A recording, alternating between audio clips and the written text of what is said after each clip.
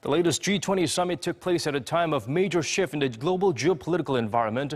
For our news features tonight, Hyesung revisits the event in Hamburg to highlight the final agreements reached by the representatives of the world's leading economies. World leaders wrapped up the G20 summit on Saturday local time with concessions on trade and climate change. In their final joint statement, all G20 countries vowed to keep global markets open and pledged to continue to fight protectionism, noting the importance of having reciprocal and mutually advantageous trade and investment frameworks. At the G20 financial ministers and central bank governors meeting last March, the agreement took out the usual resist all forms of protectionism phrase, which showed a lack of consensus on free trade. So it's encouraging that the G20 communique included the part about resisting protectionism. But for the first time, the summit communique stated the right of countries to protect their markets with legitimate trade defense instruments, wording that is widely understood as a concession to U.S. President Donald Trump, who's pushing on with his America First policy. The U.S. and other members also wrangled over climate change in light of President Trump's decision to withdraw from the Paris Climate Agreement last month. What becomes clear in this declaration is the dissenting view of the United States, but I am gratified to note the other 19 members of the G20 say the Paris Agreement is irreversible. In the communique, 19 countries noted the U.S. withdrawal from the Paris Climate Agreement but called for the accord to be implemented rapidly. For its part, the U.S. injected a line saying that it would work closely with other countries to help them access and use fossil fuels more cleanly and efficiently. The U.S. decision to drop the Paris Agreement is a decision made at the federal level. U.S. state governments can still push for clean energy policies and carbon taxes. President Trump knows that.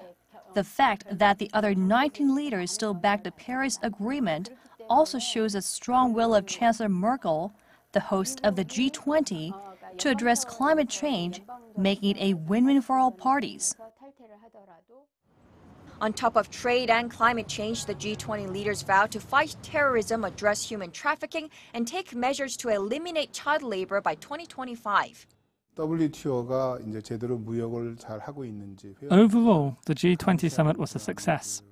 In particular, it provided an opportunity for newly elected world leaders to meet face-to-face, recognize their differences, boost mutual understanding, and discuss trade, climate, and North Korea issues. But given that the G20 communique is non-binding, the important thing now is for countries and organizations to come up with specific follow-up measures.